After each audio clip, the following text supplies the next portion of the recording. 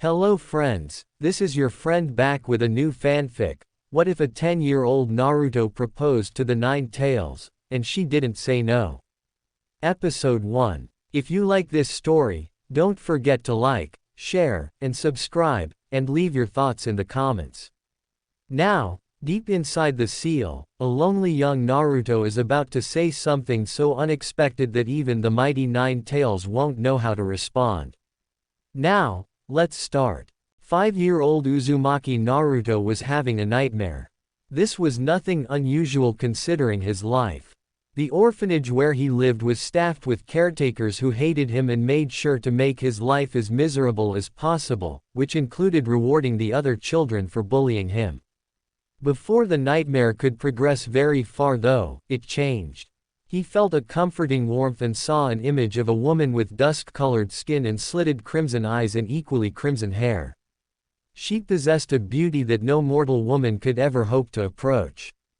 In the dream she was holding the small boy and stroking his hair comfortingly, murmuring soft words in his ear, and he relayed, a nightmare long forgotten.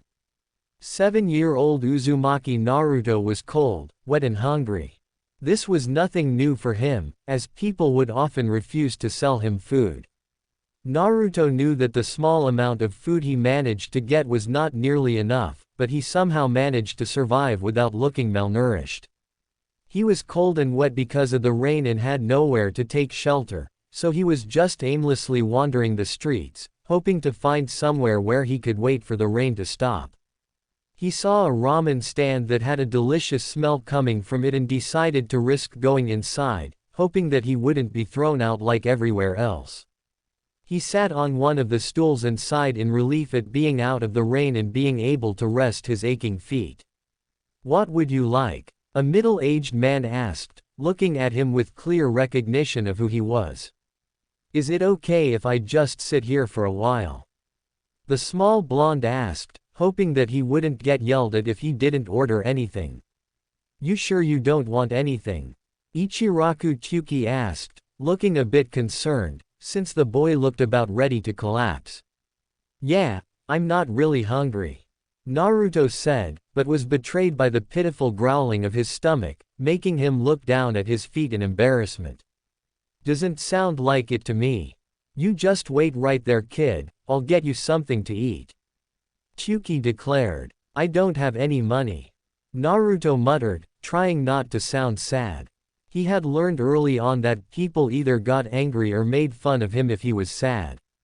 "It's okay kid, it's on the house today," Kyuki responded. It went against good business sense to give away free food, but looking at the small blonde who looked like he hadn't smiled once in his entire life and clearly hadn't eaten in days, he couldn't bring himself to do anything else. The hesitant smile on his face confirmed his decision as being the right one. A few minutes later, a girl that looked about 11 years old set down a ramen bowl in front of Naruto, the smell of the food already making him salivate. "Hi, I'm Ayame, what's your name?" she asked with a smile. Returning the smile with an unfamiliar smile of his own, he responded, "Naruto." "Nice to meet you, Naruto." 9-year-old Uzumaki Naruto was lying in a hospital bed, recovering from the vicious beating that he had endured not too long ago. He had been caught stealing and his intended victims had taken it as an excuse to beat him half to death.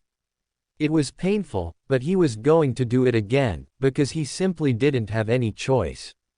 He was charged triple the usual price for everything, and the small stipend for orphans that he got from the village wasn't enough to pay for everything that he needed to survive. Above him was standing a nurse with an angry, hateful expression on her face, holding a syringe. Her mouth twisted into a smirk as she injected the contents of the syringe into his arm, certain that the demon who had taken her husband from her would finally die. When she left the room, the small blonde boy had already begun to burn with a fever as his body tried to fight off the aggressive foreign substance. Coupled with his injuries, he should have been too weak to survive the damage on his body, but a sudden rush of familiar warmth through his body gave him the strength to pull through. When he woke up the next day, fully healed, all he could remember was being held and feeling safe. There had been a few locks of deep crimson hair hanging in front of his face, and an enchantingly beautiful voice had been humming something in his ear. 10-year-old Uzumaki Naruto was shivering in his small apartment. He was the only one that lived in the building, all the other tenants having moved out, not wanting to live in the same building as the demon. It was the dead of winter and he had no heating. To make it worse, someone had thrown a rock through his window, so it was almost as cold inside as it was outside. He would have moved to another apartment in the building, but all of them had broken windows. He was just thinking of what he could do to get warm when a sudden warmth rushed through his body and he fell unconscious. When he opened his eyes, he was standing in front of a comfortable-looking cabin in the middle of a forest, with a large rock net to it. There was a piece of paper stuck to the rock, but he didn't pay attention to that now. Having nothing better to do, he went up to the door and knocked, not really expecting anyone to be inside. When he heard someone moving inside, he became nervous and almost ran away, but in the end decided not to. The door opened and his breath caught in his throat at what he saw. A woman of such impossible beauty that she couldn't possibly be human, with slitted crimson eyes and hair so red it looked to be on fire when it caught the light. Her skin had an alluring dusky tan and her perfect body was covered by a short black and red yukata that revealed a generous amount of cleavage and left her legs bare. More to the point, he recognized this woman. He had seen her in his dreams many times. "It's you," he whispered in amazement and longing. "Oh, you remember me?" she asked, leaning on the doorframe, and Naruto trembled at hearing the familiar enchanting voice that had comforted him so many nights when all the world seemed so cruel and hateful. Without thinking, he moved towards her and hugged her around the waist. "You've taken care of me for as long as I can remember, of course I remember you." He choked out, trying to hold back tears that he could finally talk to her. "I wonder if you would still think so if you knew who I was," she said to herself after she got over the surprise at being hugged like that. "My name's Naruto, who are you?" he asked as politely as possible, not wanting to offend her. "You may call me Anna. I am Kyuubi," the now named Anna told him. Naruto had just now noticed the 9 red-orange foe tails swaying behind her. He had heard of the Kyuubi. It was said to be a gigantic evil foe with 9 tails that had attacked the village 10 years ago. Anna had said that she was the Kyuubi and she had 9 foe tails, but she was the nicest person he had ever met. To him this could only mean that the village had done something to make her angry, since there was no way that someone as nice as her could have attacked for no reason. To him the villagers had always been cruel and evil people, so to him it made sense that they could have done something to make her attack. "Did they do something to you to make you angry?" he asked cautiously. Anna started in surprise, having expected him to jump back in panic instead of asking a question that was surprisingly close to the truth. Once she had composed herself, she picked the boy up and carried him over to her bed and laid down with him. Naruto felt happier than he could ever remember being. If he could, he would have stayed in her arms for the rest of eternity. "In a way they did do something," she said, and Naruto turned towards her, giving her his full attention. "I am drawn towards places where there are large amounts of human malice and corruption. I sensed it in Konoha and delivered a warning that if people do not change, I will destroy it. Before I could speak a word, they attacked me and I fought back. If that Yondaime Hokage of yours hadn't been insane enough to summon the death god, then I would have destroyed the village for daring to attack me. So you were just going to tell them to be better people and they attacked you?" Naruto asked in shock. "Yes, and now they hate you because I am sealed inside you." Naruto spent a while contemplating this information as the Kyuubi watched on curiously, waiting to see how he would react. She was expecting him to push away from her and start shouting accusations at her, but he proved to be a rather unpredictable human. "Well, I'm glad that you're with me. I want to stay with you forever. Will you marry me?" He didn't really know what it meant that she was sealed inside him, nor did he truly understand what marriage was, since he had nobody to explain it to him, but he knew that married people were supposed to stay together forever, which was what he wanted. Anna stared at him incredulously, before an uncontrollable laugh bubbled out of her at the fact that she had just been proposed to by her 10-year-old container. "Oh, Naruto, ha ha ha ha, you are something else." Finally bringing her laughing under control, she continued. "The fact that I am sealed into you by the power of the death god means that we are going to be together for quite a while. As for marrying you, well, I could only marry someone who was my equal and you aren't." Naruto looked crestfallen for a moment before a fiercely determined expression crossed his face. "Then I'll become your equal. Even if it takes me the rest of my life, I'll do whatever I have to, but I'll become your equal and then I'll marry you. I promise I'll never give up, you can count on it," he declared. Anna just smiled at him in bemusement, but she could see that this meant a lot to him and she wasn't going to crush his hopes. Besides, his desire to be strong would only help him in life, even if it was for a rather odd reason. 7-year-old Ichiraku Ayame was bringing some groceries to Naruto's apartment, intending to make him some of her special comfort ramen that he liked to eat when he was upset. The blonde had just failed his genin the previous day and was a bit upset about it. Naruto lived in the bad part of town and it would usually be a very bad idea for a young woman to be walking in that part of town alone, but it had been a while since that had been the case. Thugs from the local criminal gangs had sometimes come to extort protection, money from her father a few years ago, but suddenly that had stopped. She didn't know why, but she was grateful for it. Naruto had also assured her that she was perfectly safe in these parts, and so far he had been right. What she didn't know was that several of the local criminals were keeping an eye on her. Contrary to what people might think if they were aware of this, it wasn't because they had any intention of stealing from her or anything worse. It was in fact to keep her safe. They knew that nobody in this part of town would dare lay a hand on the pretty ramen waitress, but in this case it paid to be extra careful, as there would be hell to pay if a single hair on her head was hurt. Uzumaki Naruto had needed to turn to crime years ago to make ends meet and had caught sight of several thugs extorting money from the Ichirakus, who were the only people in the village that he cared for. After meeting Anna and making his promise to become her equal so that he was worthy of her hand in marriage, he had thrown himself into a near-suicidal training regime that left him exhausted every day. This had left him needing more money, which had left him no choice but to delve deeper into the criminal underworld. Within a few years he had seized control of nearly all of it, despite being only 13 years old. The criminals in Konoha had quickly discovered that a determined 13-year-old with ninja training, who had incidentally needed to be cunning enough to survive in a village that hated him, was a lot more dangerous than he looked. One of the last criminal leaders to have fallen to Naruto's campaign had the idea to threaten that he was going to kidnap Ayame and turn her into a whore for his men. People still shuddered whenever they thought about what the blonde had done to the man. By now the criminals in the village had developed enough of a self-preservation instinct to realize that it was a bad idea to poke at a sleeping dragon.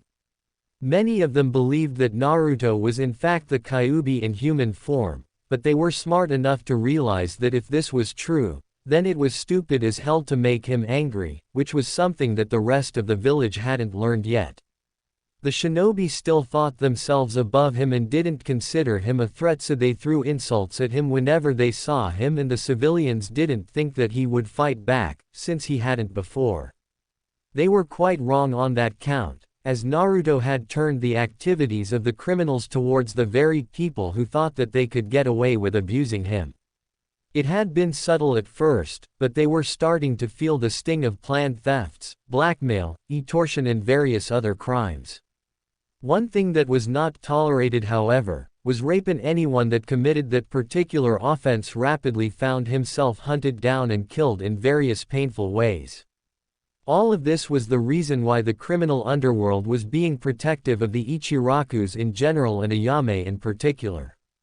They knew that if any harm came to them, Naruto would go through them like a harvester looking for whoever was responsible. All in all though, things had actually improved for them. The blonde demon container might have been young, but he was clever beyond his years and kept things running smoothly.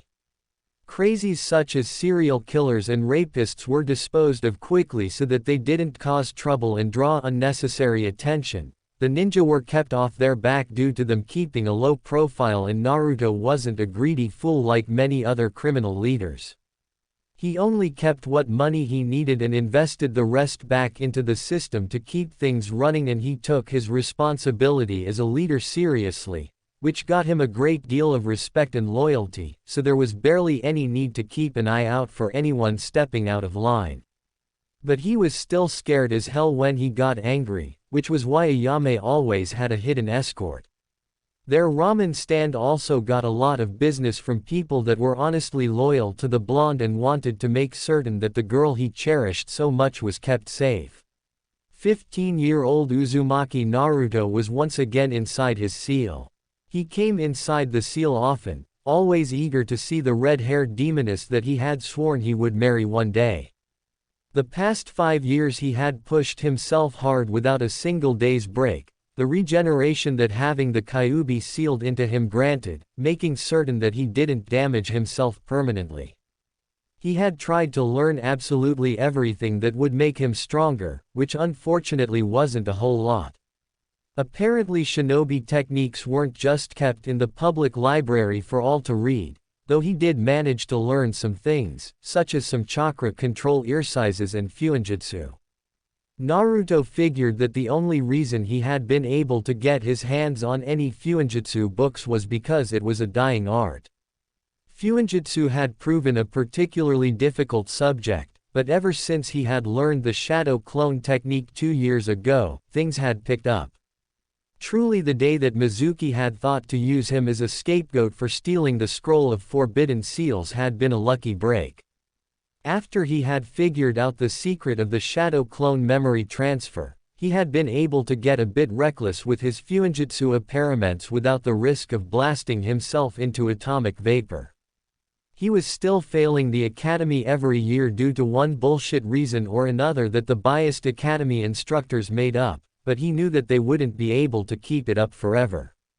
It didn't matter anyway. He was getting stronger every day and there was nothing that they could do to stop that, just like it didn't matter that they deliberately edited his scores in such a way that he ended up being the dead last every time. "Good evening Naruto, did you miss me?" Anna asked with a teasing smile as she appeared behind him and settled her hands on his shoulders. He wasn't as small as he used to be, but he wasn't quite as tall as her yet, though his body was showing the muscle that his harsh training was giving him. "Always Anna." Naruto sighed out happily at being close to her again. "Have you been training yourself to Ihoshin again?" "Yeah, but I really need to get out of the academy, or else I'm gonna be stuck just because I don't have access to any new techniques," Naruto complained. "Well, I can't help you with that, though I think I may be able to tell you who your parents were," Anna stated. She had considered whether to tell him or not and whether her guess was even correct, but in the end she was fairly certain it was. Besides, it's not like telling him about his parents or about some of their abilities was going to hurt her in the long run. If Naruto had turned out to be angry at her all those years ago, she wouldn't have told him, as he might have used that knowledge against her sometime in the future, but as things stood now, he would likely do anything that she asked of him. "Really? How did you manage to find out?" Naruto asked curiously. He wasn't as desperate to know about his parents as he would have been in the past, but it would still be nice to know. "Based on the feel of your chakra and the way you look, I would say that you are the son of the Yondaime Hokage and a red-haired kunoichi that fought me that night." Naruto stared at her in shock. He definitely hadn't been expecting that. "Yondaime? So that means that he sacrificed his own son to seal you. And what about my mother, do you know her name?" Naruto asked in a rush. Anna glared at him for the stupid question. "Of course I don't know her name Naruto, we didn't exactly introduce ourselves before we fought, All I know is that she had red hair and her chakra felt similar to you. She seemed to be able to form chains out of her chakra. The chains were remarkably strong, so it might have been a bloodline ability. Naruto looked a bit sheepish for a second before looking intrigued. If a being as powerful as the Kyuubi said that those chains were strong, then it was worth looking into. How was our chakra similar? Well, it feels dense, for lack of a better term, as if it were more compressed than most people's chakra. Did my father use any interesting abilities? He asked with restrained excitement, already thinking of ways to reproduce the chains and any other powerful techniques he could hear about. Well, aside from that teleporting trick of his and the Reaper Death Seal, he made these spinning spheres made of pure chakra. She told him. Awesome, thanks a lot, Anna.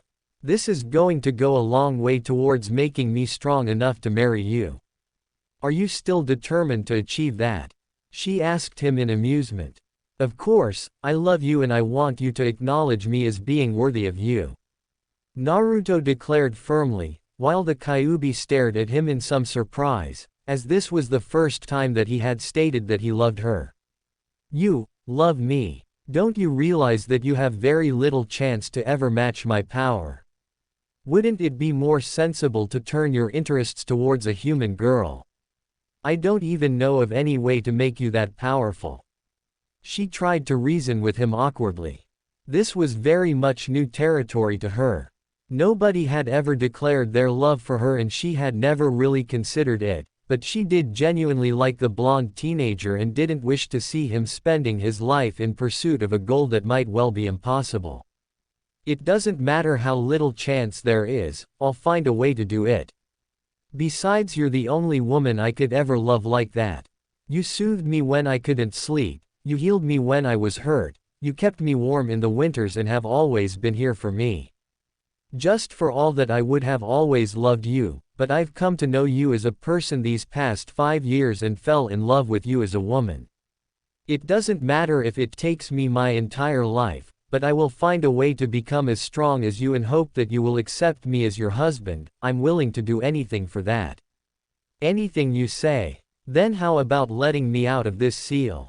Anna asked sardonically, knowing that he wasn't going to do that. You mean I could have released you at any time? Naruto asked incredulously. Anna looked at him in surprise, having thought that he knew that.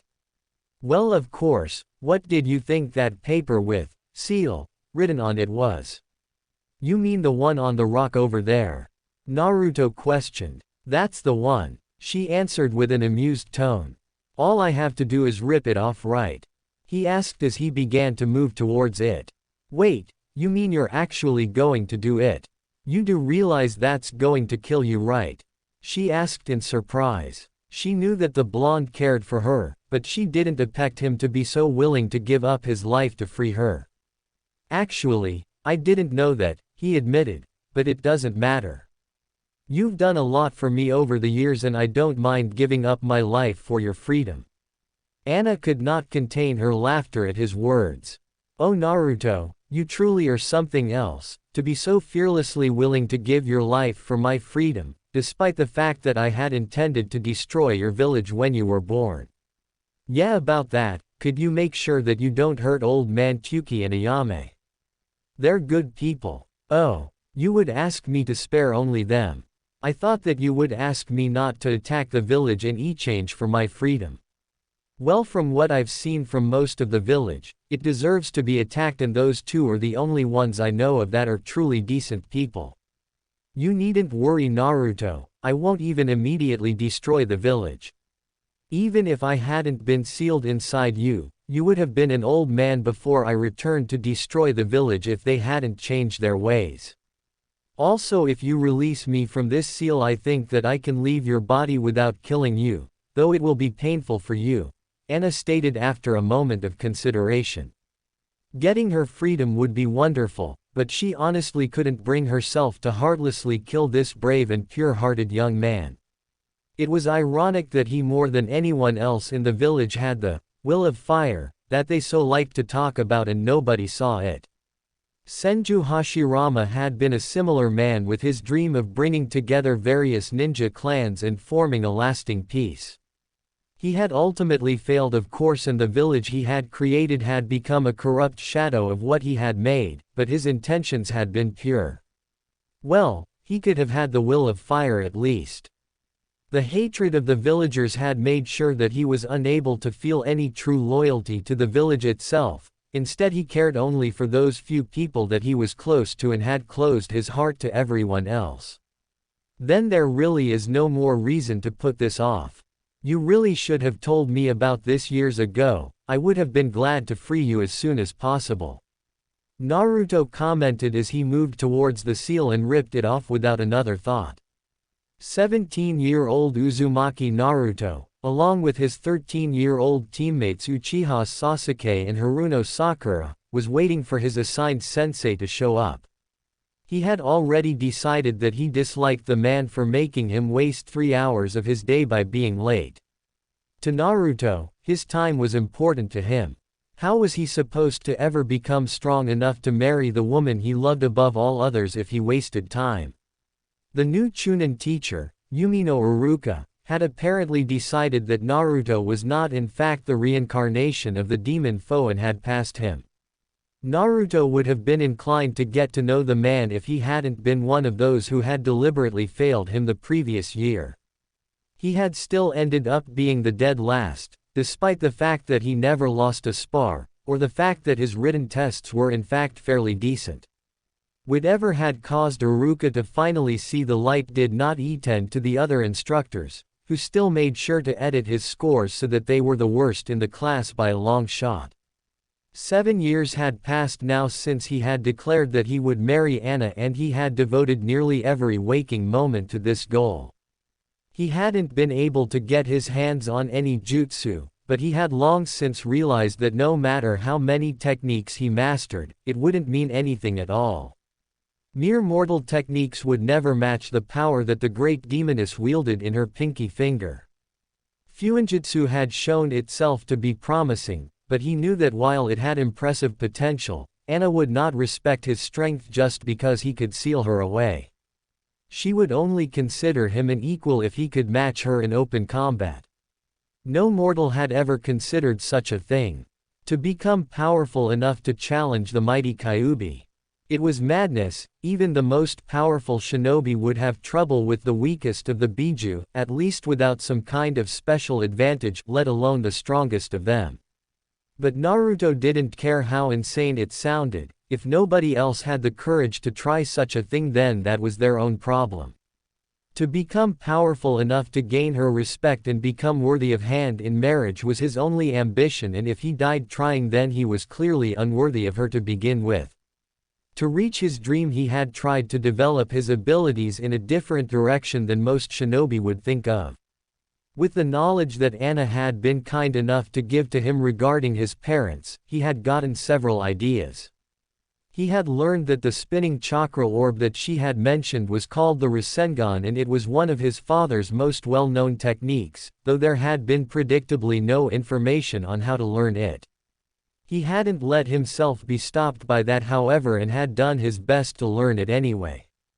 So far he had no luck with it, though there had been some results. He knew that there had to be some trick to it, but it had eluded him so far. He could make an orb just fine, but it wasn't doing what it was supposed to do. From what Anna had told him, the Rasengan should grind away at anything that it touched. His attempt so far did not do any grinding, and no amount of chakra that he poured into it would force it to. Instead of scratching his head in confusion, he had instead tried to shape the Rasengan into a sharp, piercing drill around his hand. That had yielded some success, though he suspected this was only because of the dense chakra that he had. He had named this variation the Rasenyari, spiraling spear, and had decided to leave the Rasengan alone until he got some new ideas. His other project was to figure out if he could manifest the same chakra chains that his mother had used.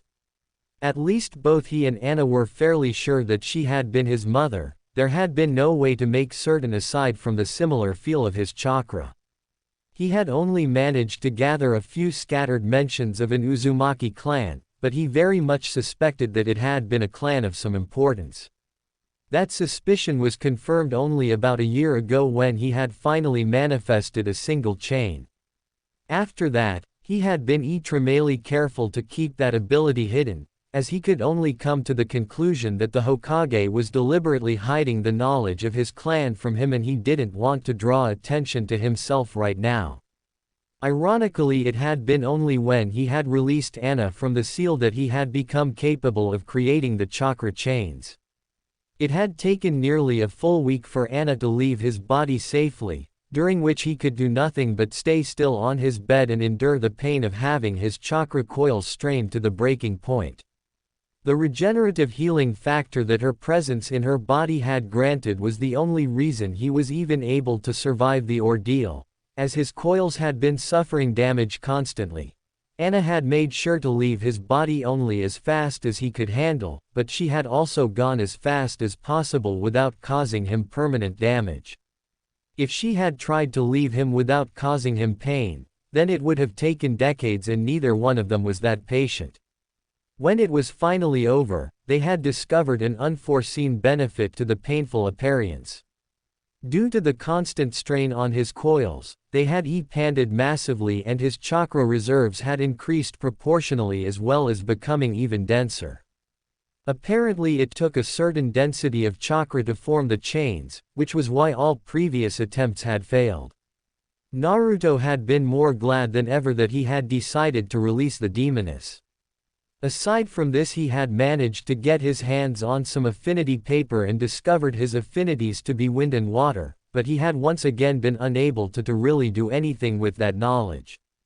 His most interesting success though had been in the manipulation of raw chakra as a means of enhancing the body.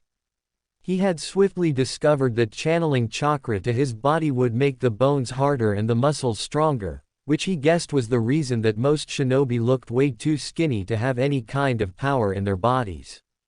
He had resolved to never use chakra to enhance his muscles during training, as he definitely did not want to rely on chakra enhancement to solve all his problems, nor did he want to look like a skinny twig. None of that was anything special however, as just about every shinobi enhanced their bodies with chakra. What had intrigued Naruto had been the discovery that he could lace his vocal cords with chakra, which empowered his words in a way that he was almost certain nobody had ever considered before. When he spoke with a chakra-empowered voice, he was actually casting a very subtle genjutsu on anyone that heard him. So subtle in fact that it was damn near undetectable. He wasn't sure if it had any combat application, but it made him incredibly persuasive as long as nobody realized what was going on, which was why he guarded the secret of this ability above all else and only used it when he absolutely needed someone to believe his words. He knew that it was unlikely that this ability would be discovered considering the fact that it didn't rely on injecting his own chakra into the target the way regular genjutsu did, but there was no sense in taking risks. According to Anna, this was an ability that all the Biju had to some degree. She speculated that Naruto had developed it because his body was practically saturated with his incredibly dense chakra, which allowed him to channel it in ways that other humans simply weren't capable of. He was actually glad that his titanic chakra reserves compared to other humans at least made him unable to use genjutsu the normal way, as it would automatically make people think that he could not possibly use genjutsu in such an underhanded way. Fuinjutsu has proven itself to be highly useful for muscle training. Resistance seals that put equal strain on his entire body had sculpted his body into something that was entirely impossible to achieve with any kind of regular training, especially as it seemed that he had kept the healing factor despite no longer having Anna sealed inside him. Apparently his body had gotten used to operating with a very fast healing ability, though the healing ability had a hefty cost in chakra. Fortunately, he had so much chakra now that he would only notice the drain in a protracted battle. All of these achievements gave him hope that his goal was achievable, no matter how difficult, but what made him happy was the fact that Anna often came to visit him. She didn't stay with him all the time, and whenever he had asked where she went, she only smiled mysteriously, but he still saw her often. Sometimes she would stay at his home, which was now rather nice due to the fact that he was in control of practically the entire red light district and the rest of the darker parts of the village, but most of the time she was somewhere else. The mighty demoness had discovered that she enjoyed cuddling now that she had someone that she felt was better than the rest of the mortal sheep, as she called them. That had also led to him losing his virginity to her one night when he was 16. Flashback. Naruto was in his happy place again. Anna had come to visit after a longer than average absence, and they were in bed together, with the beautiful red-haired demoness spooned up against him. At 16 years old, Naruto was a rather tall 6-foot teenager. The blonde was quite pleased with this, as Anna herself was just as tall as him, and he would have been quite embarrassed if he had ended up being a short little shrimp and Anna would have towered over him. He was infinitely glad that he had devoted some time to carefully regulate his food intake for minimum benefit to his growth, with only the occasional bowl of ramen as a treat. He still visited the Ichiraku stand, but he usually ordered something healthy or sometimes just to visit Ayame and Tuki. Being tall in this instance, however, presented a particular problem. Namely, Anna had her posterior pressed against his underwear-clad crotch and his right hand trapped between her very shapely and firm borderline D cup. She outright refused to wear anything to bed and even demanded that he not wear anything except a pair of underwear, because she enjoyed the feel of skin-on-skin contact too much. This was a frequent problem for Naruto, and he actually liked this problem if he were honest with himself, but tonight it was especially bad. Anna had been gone for a whole month and had apparently missed the cuddling just as much as him, which was why she was now slowly grinding her, in Naruto's opinion, incredibly against his crotch, and it was driving him mad.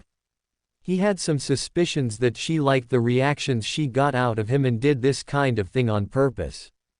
He wouldn't dare make any kind of sexual advance on her, but with one hand between her and the way that she was rubbing herself against him, Naruto feared that he would very soon have a sticky mess in his underwear.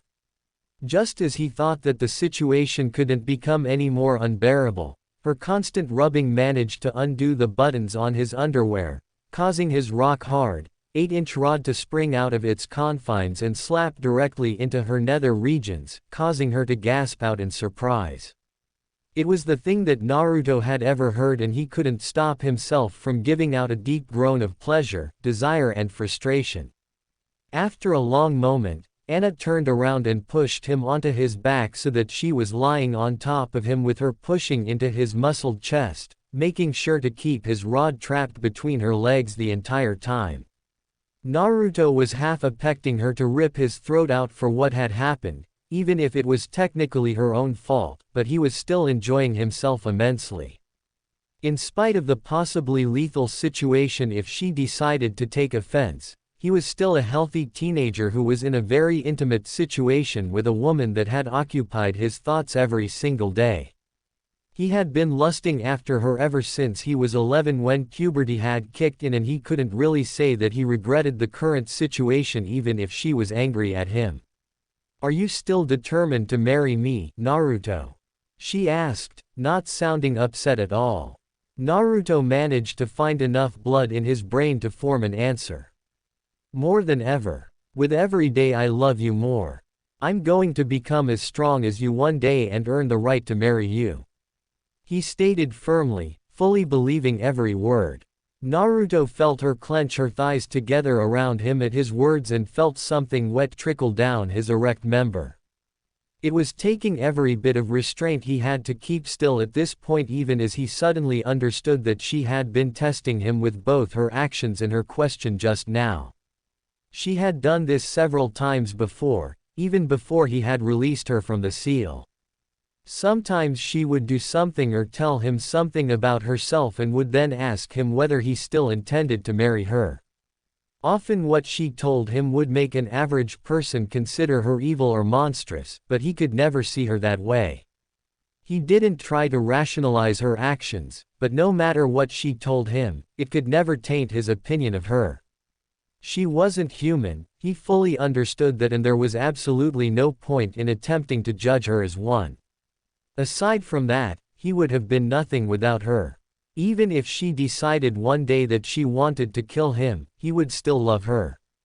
He had after all been prepared to die just so that he could release her from an imprisonment that he considered unjust.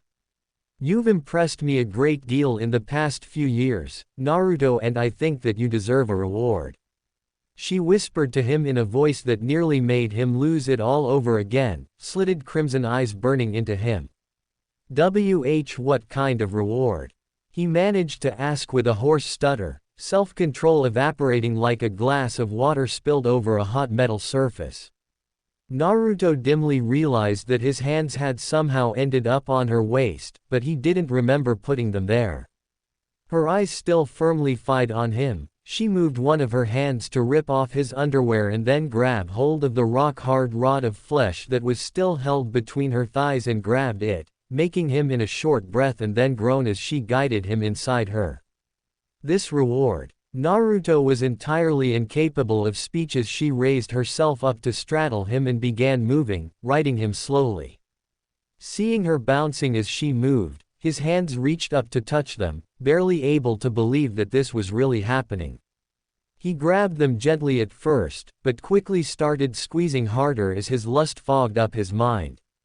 When he felt her hands covering his own, he was suddenly seized by a desire to kiss her and lifted himself up, inadvertently thrusting deeper inside her, making her let out a short gasp. He moved his right hand behind her head and brought her lips down on his own. He sought out her tongue greedily, making her give out a surprised moan as his left hand lowered itself to the small of her back and began pushing her onto his member more forcefully. This being Naruto's first time, the sensory overload quickly caused him to reach his klima inside of her, leaving him gasping for breath, as the orgasm had practically ambushed him. When the feeling faded enough to let him think, he became embarrassed by just how quickly she had driven him over the edge. Looking up at her, he was relieved that she only had a small smile on her face instead of looking upset. He loved it when she smiled at him. It was the most beautiful thing he had ever seen, and before he knew it, he was hard again, still inside of her. Anna let out a surprised gasp as she found herself flipped onto her back, with Naruto pressing down on her. Before she could say anything, he began thrusting into her and claiming her lips in another kiss. As he kept thrusting into her, he distantly remembered that she had told him that immortal beings such as her were unable to conceive children. Something about preserving balance that he really wasn't able to care about right now. Naruto lasted longer this time, but he still emptied himself into her without Anna reaching a klima of her own. As he collapsed onto her, she began stroking his sweaty back and down towards his butt. Naruto began to gently kiss her neck and ear, which earned him a seat-purring noise and a grope on his rear end. Aside from enjoying kissing her neck, he had also been using it as an excuse to hide his embarrassed blush at the fact that he had pretty much lost control and kept thrusting into her until he had climaxed, barely able to think of anything else. Unseen by him, the demoness herself had a mischievous grin on her face. She had fully expected that he would be rather clumsy and overeager during his first time, but there would be plenty of time for him to learn how to please her. Even if he never reached his lofty goal of equaling her power, she had taken a genuine liking to him and intended to enjoy her time with him for as long as he lived. When she felt him getting hard again in response to her ministrations, she gave another grin and flipped him over again. Maybe she'd even tell him one day that she'd done some adjusting to his body over the years before he'd released her. The Yondaime may have contracted the death god to seal her inside Naruto, but nothing in the contract had said anything about preventing her from influencing his body as long as her power didn't leave his body. Overall, she figured that the blonde would be pleased rather than upset over the fact that she had made sure that he would be taller and that his equipment would be larger. The stamina and endurance was entirely his own however, though once boosted by her presence inside him, now it relied on his own strength. Grabbing his hands in both of hers, she leaned over him as she began to grind on his once again erect member, not bothered at all by the slow leaking from his previous 2 releases. Naruto tried to free his hands from her grip and touch the that dangled so enticingly in front of him, but found her grip to be well beyond his ability to break. He found himself strangely turned on by the fact that he was being held down by the demoness and unable to break free of her grip as she rode him. Anna however did notice that his eyes strayed towards her constantly as he tried to break her grip and deliberately leaned over so that her right nipple was just in front of his face. Naruto stared at the perfect dark pink nipple that sat on a perfect dusky skin with a nearly hypnotized look for a long 2 seconds before he raised his head and took it into his mouth. He licked on it gently at first, making Anna give an appreciative moan before he pulled on it more insistently, making her lean further down when his neck began protesting the awkward position. Gently. Anna chided softly. Naruto looked into her eyes again, before nodding and taking her nipple into his mouth again, this time making sure to stay gentle, being endlessly turned on by the sounds of appreciation that she was giving off. Deciding to try something new, he gently scraped his sharper than normal teeth over the sensitive nub, making her gasp out again. Fearing that he'd screwed up, he looked up at her face again and was relieved to see that she looked pleased. Feeling more confident now, he returned his attention to the nipple, alternating between licking and using his teeth. He was so focused on what he was doing and the ever-rising pleasure of having her ride him, that he nearly missed the fact that her breathing had become heavier. The nipple was suddenly removed from his mouth and he wanted to protest, but was quickly silenced by the fact that he had the other one deposited into his mouth. He felt himself nearing another orgasm, and was unable to do anything to prolong it between her clenching nether lips, the sea panting in his enjoyment of pleasuring her. With a short and muffled scream, her vaginal lips gripped him harder than ever, making him spill his seed inside her for the 3rd time, this time feeling satisfied that she had climate alongside him. They spent the next several minutes just cuddling in silence, with Anna lying on top of him and Naruto slowly running his fingers down her back, making her give off an occasional delighted shiver at the pleasant sensation. "You know I'm going to peck you to get better at this, don't you?" Anna said lazily. Naruto couldn't help but grin at her brutal honesty, delivered with all the grace and subtlety of a warhammer. He had always liked having the truth delivered raw and without any attempt to spare his feelings. At least he had done better in the 3rd round, though he had to admit that most of that had been thanks to her. "Then you'll have to help me practice a lot," he returned, a grin still on his face. He was in fact looking forward to practicing.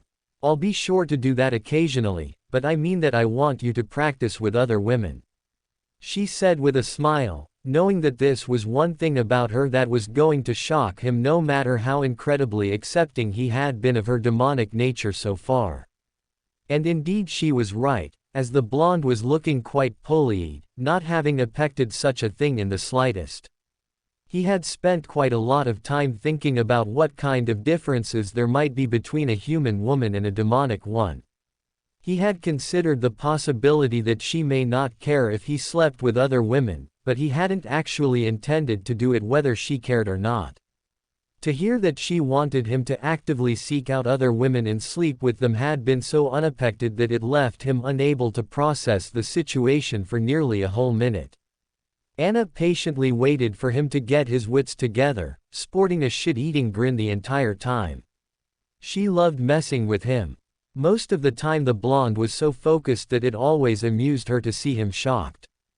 "Let me get this straight. You want me to go out and find women to have with so that I'll get better at it?" Naruto asked, just to be sure that he was hearing things right. "Yes," was the simple answer. "I won't even bother asking why since you've already said you want me to get better," Naruto said slowly, making her grin again at his understanding. Demons in general were not fond of stupid questions, and she had indeed stated her reasons already.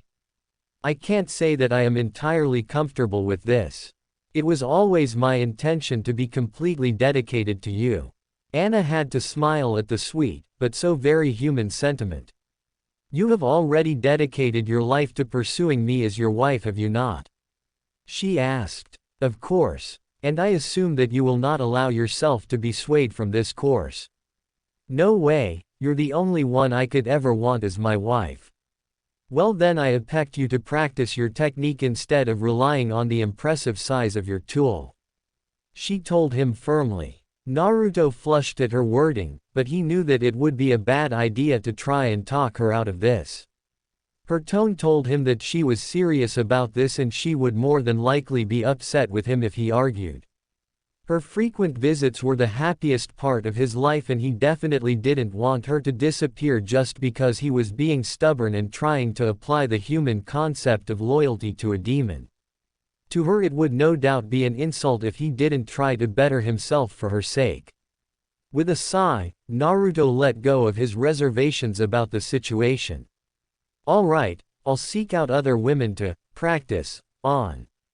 Truth be told, he wasn't comfortable thinking of other women as practice material, so he intended to explain the bizarre to humans situation and let the women decide if they wanted to go along with it.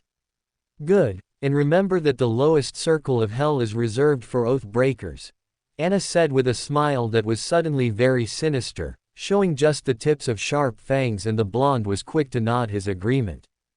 Naruto got the distinct feeling that the ominous statement was also intended to remind him that he had not only agreed to practice, but that he had sworn to be hers alone. Despite the threatening nature of the statement, Naruto was actually happy about it, because it revealed that she would be upset if he settled for a human woman. That meant that she had grown to care for him to some extent, which only bolstered his determination to continue growing stronger as his dreams seemed to be tangibly closer. Anna smiled at his understanding. She had never met or heard of a human that had attempted to understand and accept the nature of demons to this extent. He had never been bothered by the fact that she felt no remorse for killing humans or the bloodlust that sometimes gripped her during the killing. It was actually quite amusing that the only thing to have given him pause so far was her attitude towards, even when she had told him that if she should happen to kill innocent bystanders during her rampages, she would still feel no remorse over it. Instead of being horrified like most humans would, he had simply thought it over for a few minutes before concluding that she would likely consider it their own fault for not getting out of the way, and he had been right. After he had gotten over the why, Naruto had spent a whole week agonizing over the how of finding women to practice on. At long last he had decided to swallow his embarrassment and headed towards the nearest brothel, deducing that the women there would no doubt have plenty of experience in such matters. He had sought out the oldest of the prostitutes there, a still beautiful woman in her mid-30s, and explained his situation with a great deal of embarrassment. She had quite clearly not believed him at first, and he really couldn't blame her, as he had given her a highly edited version of the truth that made no mention of demonic future wives. Fortunately, she had agreed to help either way and had even eventually believed him, as he had kept insisting that it was the truth. Unknown to Naruto, the woman in question had known exactly who he was and knew that he was the reason that rape had been all but stamped out. Despite all efforts at secrecy, word had gone around that he was in fact the one who was in control of all the shady elements in that part of town. People had been dubious about having someone so young in charge, but after seeing how well he had things in hand, true loyalty had appeared, and everyone kept their mouth firmly shut so that nobody would meddle and ruin it for them. Also unknown to Naruto was the fact that his strict no-tolerance policy towards any kind of mistreatment towards women, no matter who they were, had made him an item of interest among the girls working in the brothels, especially after seeing how handsome he had turned out to be. This was the reason that a confused Naruto was one day directed towards a much younger and eager-looking girl by the older, more experienced woman. It wasn't long before the blonde was being passed from one girl to another every time he came looking for practice. The story that the woman he loved and whose favor he was trying to gain by practicing his technique, as she put it, had only made the girls more enthusiastic for reasons that continued to escape him. He had also once chanced upon the idea of using a shadow clone when 3 girls hadn't been able to decide which one went first and had instead just decided to share. Within 2 days, all the girls had known about the newly renamed Gangbang no Jutsu, and were even more determined to get into his pants. Naruto had been pretty incredulous at the fact that a B-rank Kinjutsu had been reduced to being a glorified toy, but he couldn't deny that he had certainly been learning a lot about how to please a woman, even if he did sometimes feel like he was having with the entire red light district simultaneously. An interesting little side note had been that he had learned that apparently channeling chakra to his genitals improved the entire appearance and turned his ejaculate into some kind of super delicious energy drink, according to one particularly bubbly 20-year-old. All in all, the whole appearance left Naruto feeling like the biggest man whore to have ever walked the elemental nations, and he had never been so glad to have applied that seal to his testicles that prevented him from getting a woman pregnant, but he couldn't deny that he had gotten a lot better at pleasing a woman. His growing ability to rob women of the ability to walk through had given rise to another troublesome situation. They wanted him to come back and give them their Naruto time, as they had taken to calling it, because they had never had such an attentive lover. Anna had been laughing her off the entire time when she saw him getting passed around like a piece of meat. Never one to forget anyone who helped him out, Naruto had diverted a considerable sum of money towards all the girls who had helped him, which had turned out to be pretty much all of them. After that, there had been a rash of new businesses, shops and restaurants being opened all over Konoha, all of which had Uzumaki Naruto listed as a VIP to all employees, along with a sudden decrease in the number of prostitutes. End of the long-ass flashback. Naruto snapped out of his memories just in time to see the one-eyed, silver-haired Junin stick his head into the room. "My first impression of you, you're boring. Meet me on the roof in 5 minutes," he drawled lazily. Hitaki Kakashi closely examined the 3 academy graduates in front of him and immediately noticed that something was off. Uchiha Sasuke was pretty much what he had expected. Dark, broody, antisocial, supposedly the best out of this year's Genin graduates. Haruno Sakura was supposed to be top kunoichi, but from what he could see of her, she was clearly not. Her arms were skinny and completely without muscle definition, and the way she kept glancing at the Uchiha made him think she was a fangirl. Uzumaki Naruto was the biggest surprise of the bunch. He towered over all of them at 6 inches 1 foot, heavily muscled, but not so much that it would slow him down, clearly muscle that was meant for use and not for show. The long, wild blonde hair held in a low ponytail along with the black muscle shirt gave him a somewhat thuggish appearance. The whisker marks on his cheeks along with the fact that some of his teeth were sharper than normal for humans gave him a dangerous, feral air. He supposedly only showed up at the academy to take tests, but otherwise didn't even bother showing up. The academy instructors had for years claimed that he was a useless loser that would never make a good ninja and had pointed towards his many failures to graduate to support this. The assessing, intelligent gleam in his eye was making it hard for Kakashi to believe that. Kakashi was in fact eerily reminded of Minato-sensei, but somehow even more driven and much colder. Somehow Kakashi just knew that the blonde would be the one that he would really need to watch out for. "Alright, why don't you tell me something about yourselves? Things such as likes, dislikes, hobbies and dreams. Why don't you go first, sensei, so that we can see how it goes?" Sakura asked uncertainly. Fine. My name is Hitaki Kakashi. I have things that I like and a few things that I don't." "Hobbies. I have hobbies. As for dreams, well, I never really thought about it." The Junin drawled lazily. "Your turn, Pinky." He pointed at Sakura. She scowled at the nickname but went on with her introduction anyway. My name is Haruno Sakura. I looks at Sasuke and blushes. I hate Ino Pig. And my dream is, looks at Sasuke at giggles. Alright, your turn now princess. He pointed at Sasuke. Sasuke had already been scowling because of Sakura's introduction, so the nickname didn't really change his facial expression any. I am Uchiha Sasuke. I don't like anything and I dislike almost everything and my ambition is to kill a certain man and rebuild my clan. While Sakura was busy staring at Sasuke and thinking how cool he was, Kakashi gestured towards the blonde. Now you blondie. Uzumaki Naruto, I like training, ramen and people that I'm close to. I dislike judgmental people and wasting time. My hobby is training and my dream is none of your business. Kakashi bit back another sigh. So I'm stuck with a wannabe Avenger, his fangirl and a hard with a chip on his shoulder, great. Meet me tomorrow in the training ground at 7 or 6 in the morning for your genin test. And don't eat breakfast, or you'll puke. Sasuke and Sakura looked surprised, while Naruto just narrowed his eyes in suspicion, as he had seen genin who had already graduated returning to the academy every year. But sensei, we've already graduated from our genin. Sakura protested. Oh well you see that was only to rule out the really hopeless cases.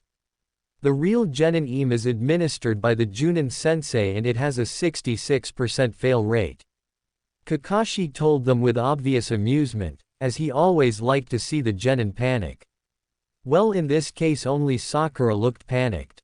Sasuke just looked determined and Naruto looked like he was considering something. See you tomorrow. Kakashi called out cheerfully and vanished before anything more could be said.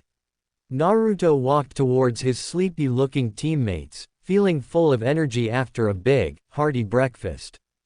Thanks to his position among the criminal elements in Konoha, he had limited intelligence on some of the better-known ninjas in the village, Kakashi being one of them. To the rest of the world, the man was known as an extremely powerful and dangerous high A-rank ninja. In Konoha he was most well known for being late to everything and reading porn anywhere and anytime. His good mood was instantly broken by a loud banshee war cry. You're late. Naruto looked at the irritated pink howler with a deadpan look. If I'm late then where is our sensei? Sakura looked a bit confused at that but still tried to argue her point. That's not the point, you were supposed to be here 2 hours ago. Clearly if our sensei isn't here then I'm not late for anything worth being here. I'm not going to waste my time waiting around for someone who can't even stick to his own schedule. Naruto retorted and there was blissful silence after that.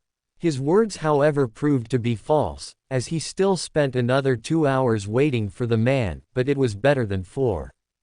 Yo! Came the greeting from the chronically late Junin as he suddenly appeared, 2 hours after Naruto had arrived. You're late. Sakura yelled out. Well you see, I took a wrong turn on the road of life. Kakashi explained, with one of his signature eye smiles. Liar. Naruto couldn't help rolling his eyes at the girl. She really needed to learn some volume control. Well now that we're all here, we can get started with the aim. Having said that, Kakashi pulled out 2 bells. Your job is to get these bells from me. Whoever gets a bell, passes and whoever doesn't, will get tied to the post over there while the others eat lunch in front of them and then get sent back to the academy. When this alarm clock rings, the test is over and I'll decide whether you pass or not. After he finished saying that, Kakashi took out an alarm clock and set it down on a nearby rock. 2 stomachs growled loudly when they heard this. Everyone looked towards Naruto who was looking perfectly fine. Didn't I tell you not to eat breakfast? Kakashi questioned with an eye smile. You did, and I ignored you. Naruto answered blandly. Well at least one of you knows better than to listen to stupid orders. Kakashi said with a sigh. Both Sakura and Sasuke looked upset over this. Sakura was especially hungry since she had also skipped dinner the previous night. Alright, time to get started, make sure to come at me with intent to kill or you won't succeed. Sasuke and Sakura immediately ran towards cover to hide themselves, but Naruto stayed where he was, intently observing the one-eyed Junin. Aren't you going to hide, Naruto? Kakashi questioned while pulling out his book. Nah, I was thinking of trying to fight you head-on first. Kakashi still had his nose firmly planted in his book as he opened his mouth to say something, but was cut off by Naruto's sudden charge. The speed of it caught him off guard. The blonde was a lot faster than any genin had a right to be. Kakashi almost got hit, but managed to leap back just in time, pocketing his book at the same time, knowing that there was no way he'd be able to read if the blonde was this fast. He kept his eye firmly fixed on the blonde in front of him, wary of any further attacks, which was why he was badly startled to suddenly feel another set of arms, much too big to be Sasuke or Sakura, clamp themselves around his chest, pinning his arms to the side of his body. He tried to break free, but came to the unpleasant realization that the blonde was a good deal stronger than him. He used the kawarimi substitution just in time to prevent himself from getting stabbed by a kunai from the clone. Now wary of any further tricks, Kakashi was very certain that the academy reports on Naruto were a load of crap. Naruto had sent a clone to wait for him while the real one hid nearby just in case he would need to have a devious trick prepared. If he was really a dead last like the reports claimed, then he would have just charged in and spammed clones, hoping to overwhelm him. Naruto, however, had no particular intention of using any further tricks. What he really wanted was to test himself against a Junin, to see how he measured up. With that in mind, he dispelled the clone and charged at the Cyclopean Junin and engaged him in a fast-paced taijutsu battle. Kakashi could clearly see that Naruto had no style, aside from a sort of freeform brawling.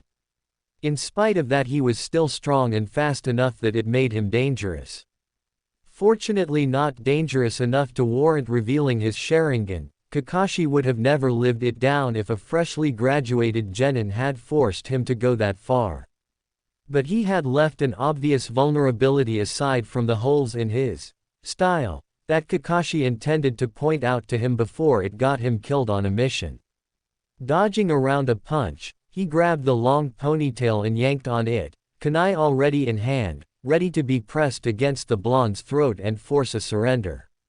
He felt the surge of chakra going through the hair just in time to let go as the ponytail suddenly sprouted vicious spikes that would have mangled his hand badly if he'd kept hold of it. Apparently the ponytail was less of a vulnerability and more of a trap. In their respective hiding spots, both Sasuke and Sakura were watching with considerable disbelief at how much trouble their supposedly dead last teammate was causing their sensei. In spite of the fact that Naruto had never actually lost a taijutsu spar in the academy, nobody had ever really taken him seriously. Most of the teachers went out of their way to belittle him and he didn't even show up most of the time. They'd all taken the fact that he was so much older than them as a sign that he was too much of a loser to graduate with people his own age, but clearly there was more to it than that. Sasuke snapped out of his shock enough to take advantage of the situation, throwing several shuriken at the occupied Junin, hoping to get in a cheap shot. He was not going to be shown up by anyone. For a moment it seemed to have worked, as Kakashi was struck by the flying projectiles, but a few seconds later it was revealed to be just another kawarimi, as Kakashi was suddenly replaced by a log. Naruto bared his teeth in irritation at having his fight intruded upon, but he had to admit that he hadn't been getting anywhere, as the Junin was simply too fast and too apparienced to be brought down by something that straightforward. Seeing that the Junin had pulled a vanishing act on them, Naruto sped into cover, knowing that staying out in the open and waiting for a superior opponent to attack was stupid. Less than a minute later he heard a horrified female screaming. In a nearby clearing, once again with book in hand, Kakashi was going over the short fight in his head. He had to admit that he was surprised by the blonde. He'd suspected that there was more to him than the academy had reported, but this was way beyond what he'd imagined. Naruto had clearly been doing some serious training to have gotten that strong and fast, and judging by how muscled his body was, he'd done most of it without chakra enhancement. Most shinobi didn't bother with that kind of training, since chakra enhancement was a lot faster, but Naruto was apparently dead set on squeezing out any advantage he could get. Kakashi just hoped he wouldn't develop a fondness of bowl cuts and green spad. He was sorely disappointed in Sakura though. She was just as useless as he'd feared, a fangirl daydreaming about being saved by her crush. How she became top kunoichi was completely beyond Kakashi's understanding. He had been mildly surprised by the fact that Sasuke had actually worked with someone instead of trying to go at it alone. He was sadly not surprised at all to see the Uchiha come out of cover all alone, looking determined to take him head on, even though he'd already seen that it wasn't going to work. While this was happening, Naruto was thinking over the situation. The whole thing was suspicious. He had seen a few genin cells going around the village before, and he had never seen them have anything less than 3 members and a Junin sensei. Added to this was the fact that Kakashi had already displayed a tendency to use deception with his order not to eat breakfast.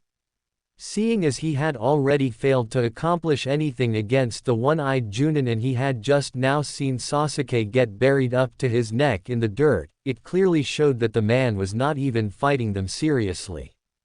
Naruto also hadn't used his chakra chains or the Rasenjari, but he didn't think it would matter in the end, and he wasn't going to reveal those without a damn good reason. Considering that Kakashi ordered them not to eat breakfast as a test of whether they would blindly follow orders or not, he was guessing that the bells had a similarly hidden purpose. Clearly they were meant to pit them against each other, but Naruto was going to gamble on the chance that they were being tested if they could work together despite the seeming pointlessness of it. At least, he would attempt to work with Sasuke. Sakura was a non-entity in a fight and wouldn't be useful as anything but cannon fodder at this point. Kakashi watched with interest as Naruto dug Sasuke out of the ground, and a short conversation ensued. He was too far to hear them and at the wrong angle to lip read, but it seemed that Naruto was proposing a plan of action and Sasuke was reluctantly accepting it, though he looked like he'd just been forced to swallow a lemon. Maybe this team would actually pass the test. They were certainly showing a lot more promise than the teams he'd failed so far. Maybe it would even snap Sakura out of her fangirlishness, though he wasn't going to hold his breath on that one. Previous appearance had taught him that fangirls could be pretty damn stubborn. Naruto and Sasuke were now making their way towards the clearing where Kakashi was waiting for their net attempt.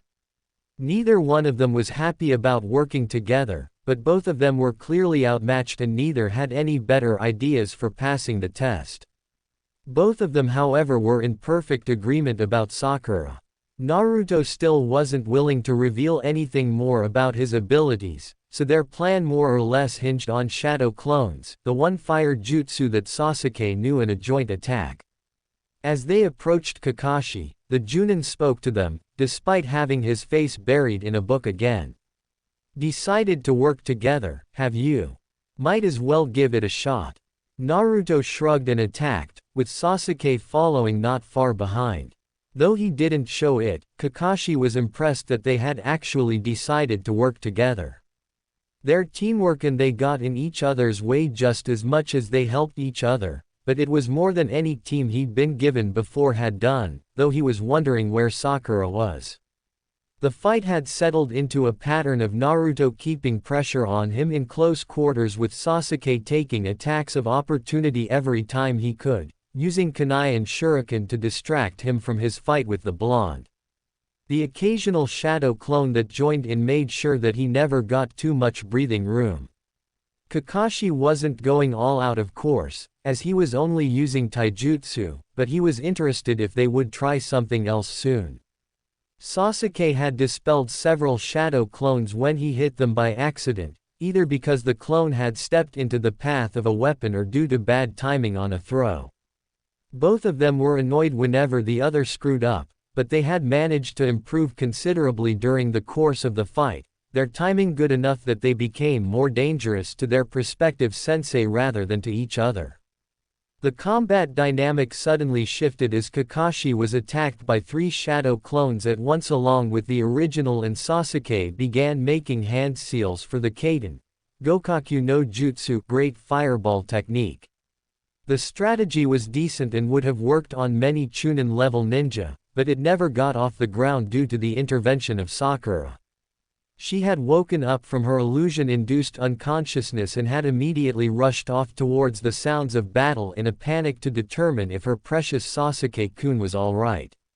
Seeing that he was fine and working alongside the towering blonde against their prospective sensei, she decided to join in, hoping that Sasuke would be impressed. Unnoticed by everyone, she had rushed towards the Junin just as Naruto and Sasuke started their strategy to torch the Junin. Her aim with thrown weapons was pretty bad, which is why she rushed in very close before letting loose a kunai. Unfortunately, her kunai sank into the back of a clone who had just moved to block a possible escape route, dispelling it and allowing Kakashi a clear avenue of escape. Kakashi took full advantage of this, grabbing Sakura around the neck and using her as a hostage, forcing Sasuke to abort his use of the fire jutsu. He may not have liked Sakura, but he didn't want to set her on fire. Everyone froze with sudden indecision while Kakashi looked on lazily, curious to see what they'd do now. Before any kind of further action could be taken, however, the silence was broken by the loud ringing of an alarm clock, signaling the end of the test. Well, it looks like the test is over and you failed to get the bells despite working together. Considering all this, I have no choice but to. Kakashi trailed off ominously, making all 3 of them tense. Pass you all. He finished brightly, complete with an eye smile. Sasuke and Sakura looked shocked, while Naruto just nodded to himself, his suspicion confirmed. Well, I guess none of you are getting tied to the post since you all seem to have figured out that the point of the test was teamwork. I left you 3 lunch bows at the alarm clock, so enjoy and meet me here tomorrow at 8 in the morning. The Junin continued, eye smile still in place, and then vanished from the training field, letting go of Sakura in the process. 20 minutes later, they had finished eating and were just about to head home when Sakura felt that she needed to say something that had been going through her head ever since Kakashi had passed them. Guys, I'm really sorry I got in your way at the end there. She spoke apologetically. That's all right, Sakura, I'm not disappointed in you at all. Naruto spoke kindly. Sasuke looked incredulous, since he was in fact pissed at her, and Sakura had a relieved and grateful look on her face, happy that her intimidating blonde teammate was actually a lot nicer than his appearance would suggest and that he wasn't angry at her for messing up. All of that was shattered as Naruto suddenly pointed his finger at her, his sharp teeth bared ferociously and eyes narrowed in a glare. I'm not disappointed, because I expected you to be completely useless from the start. Sasuke's face faltered in surprise and Sakura had her jaw hanging in shock at the sudden turnaround from kind to brutal. What? She shrieked, unable to wrap her head around the situation. You're a wimp and you spend all your time fawning over Sasuke instead of training. If you want to be a cheerleader, then quit being a ninja, find some pom-poms, put on a short skirt and flash your panties at him as a civilian. Naruto continued to tear into her. How dare you? I'm just as much a part of this team as you, and I was top kunoichi while you were just a dead last for the past 4 years. Sakura shouted at him, her face burning with anger and humiliation. Sasuke was just standing at the side, watching the spectacle with interest. What you were in the academy doesn't mean shit in the real world. If you don't get your shit together, then you're gonna end up separated from your team one day, without backup and forced to rely on yourself. When that happens, not if but when, because it will happen eventually, and you haven't trained hard enough to fight your way out of that situation, the best you can hope for is a quick death. If you're really unlucky, then you'll get captured and some sick person is going to use you as his personal plaything until he gets bored. Naruto ripped apart her argument mercilessly. Not waiting for her to reply, Naruto left the training field, leaving his teammates gaping like fish. The very first thing that Naruto did with his newly confirmed genin status was head to the library. The librarian tried to prevent him entry, but a dark scowl and a glare quickly made her shut up. He'd made a reputation of not taking any shit from anyone in the past few years, and the civilians found that they didn't have the guts to antagonize him now that he wasn't a helpless child anymore. Moving to the section of the library that was reserved for things that genin-level ninja were allowed access to, Naruto was unsurprised to find it completely empty. Most genin never even knew that they had access to basic training techniques in the library and didn't need to rely on their sensei for everything. In fact, most genin didn't even know there was a library available to them, thinking that their sensei was supposed to teach them everything. Usually people only figured this out once they made Chunin and suddenly found themselves lacking a constant sensei. Sending out clones to investigate the various parts of the library, Naruto searched around for about an hour before concluding that there wasn't all that much of interest to be found. One of his clones found scrolls on surface clinging and water walking, which he intended to master as soon as possible. More chakra control and different ways to use it was always a good thing. Aside from that, there were only a few basics on the subject of genjutsu and ninjutsu, along with a few D-rank techniques, which he would never be capable of performing. All of these techniques stressed the importance of properly controlling one's chakra, and though his control was good considering his reserves, in comparison to what most people consider good control, it was terrible. He would either waste hundreds times more chakra than needed, or more likely, the techniques would blow up in his face or not work at all. The only thing of greater interest was another book on fuinjutsu. Finished with his inspection of the library, he had a group of clones copy the scrolls with the chakra control ear sizes and what little information there was about the generalities of genjutsu and ninjutsu. The fuinjutsu book he intended to check out and copy at home. Naruto was making his way home, deep in thought about how to further progress in his training. He still had to figure out what to do with wind and water manipulation, as there had been nothing much on the subject in the library to his disappointment. Sure, there were a few jutsu on the subject, but considering that most ninja in Konoha were fire-natured, very few, and he couldn't use them anyway, so he was back to square one. He had managed to do a few things with water manipulation by charging his chakra into a pool of water and controlling it. It had some promising implications, but until he learned more about nature manipulation, it was likely going to be nothing more useful than harmless splashing in the water. Attempting the same thing with wind had yielded nothing more than a refreshing breeze, and while that was useful on hot days or creating a dramatic wind when you were striking a cool pose, it was utterly useless for combat. He remained deep in thought as he turned a corner and bumped into a distinctly female figure. Instinctively reaching out before she could fall to the ground, he pulled her to his chest. "Na Naruto," she squeaked in surprise. "Kasumi, what are you doing here?" Naruto asked in surprise. Kasumi was one of the girls who had used the money he sent them to get out of the life of a prostitute. She, along with two of her friends, had pooled their money together and bought out a clothing store from an old woman whose business had been declining for years. The fact that the old woman was one of those who had charged him extra or thrown him out when he tried to shop there in his youth had nothing at all to do with her failing business. Nothing at all. All three young women had moved into an apartment above their new store, which was why Naruto was surprised to run into her. "Oh, I was just visiting Keiko, she made me promise to visit when we left." Kasumi explained. "Ah yes, Keiko would be quite upset if you didn't visit." Naruto muttered, remembering the girl in question. Keiko was one of those women who actually worked in a brothel by choice.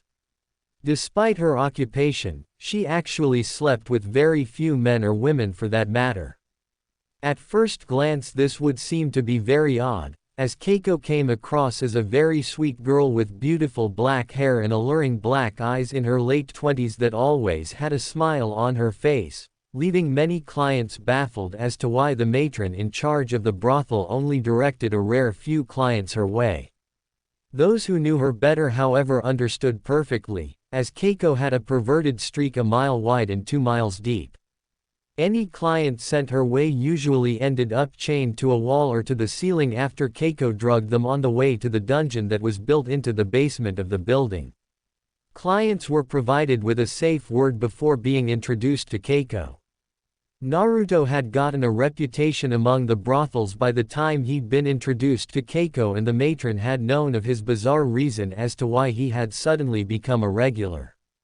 Keeping this in mind, the woman reasoned that he didn't need a safe word if he was trying to learn as much about pleasing a woman as possible. When Naruto had woken up to find himself, arms chained to the ceiling and feet to the floor, with Keiko standing in front of him in a highly revealing leather outfit, complete with whip, he had no idea what to think. For the next few hours, the woman had proceeded to cause a mi of pleasure and pain on the blonde, sometimes both at the same time, until he didn't know whether to kill the matron or thank her. Keiko had absolutely ignored him every time he told her to stop, until she had her sadistic streak satisfied. After she had released him, she had demanded that he tie her up and pay her back, which Naruto had ironically found even more difficult than enduring her attention before that. When questioned, she told him that she only submitted to those who could take everything that she did to them, and since Naruto hadn't been given a safe word, he had no choice but to take it. Things that Naruto had never even considered doing to women, Keiko had wanted. His face had been on fire with embarrassment at the things she told him to do, each worse than the other. Naruto had never imagined that any woman could be this much of a pervert before. He hadn't thought anyone could be this much of a pervert. She had excitedly handed him a wooden paddle, bent over and told him to spank her, jiggling her bear enthusiastically, and then pouted when he didn't hit hard enough. She'd only told him to stop once she was glowing red and her juices were leaking down her legs from her arousal. Then she'd promptly gone down on her knees and told him to stick his down her throat until she choked. Naruto's confused mind had been desperately trying to figure out what the right thing to do was, torn between Keiko's clear excitement over being treated so roughly and his belief that women should be treated gently. In the end, the perverted woman had looked so upset that he didn't seem to want to play, as she put it, that he had pushed aside his confusion and did as she asked, even though it felt wrong to him the entire time. It had gotten especially bad for him when her desires started going into territory that left visible damage on her body, but her excited yells and moans told him that she was enjoying even that, somehow. She'd been especially happy when she'd seen how sharp his teeth were. Would you like to come over for some tea?" Kasumi asked with a blush on her face, breaking him out of his thoughts. "That sounds nice, but I've just passed my genin test and I've got a lot to do." Naruto deflected awkwardly. He had a good idea what Kasumi was really after, and he'd avoided sleeping with women for a while now. He didn't feel that it was right to keep sleeping with them anymore. It had been bad enough when he'd done it for practice, but to keep having all of them even after felt like he was betraying Anna, even though she didn't see it that way. Kasumi was a beautiful young woman in her mid to late 20s with shiny light brown hair and dark brown eyes. Curvy, with a cheerful attitude, especially now that she didn't have to work in a brothel anymore. She was definitely very attractive, and Naruto felt himself getting hard at the obvious offer she was making, but it just didn't feel right to him to accept offers like this anymore. "Oh, that's great, congratulations. Now you definitely have to come over. I can call Aiko and Tasuki and we can celebrate together. I'm sure they'll be just as thrilled as me." Kasumi persisted, her blush fiercer than ever and discreetly rubbing her thighs together. Naruto swallowed nervously at what was being offered to him, his pants now painfully tight.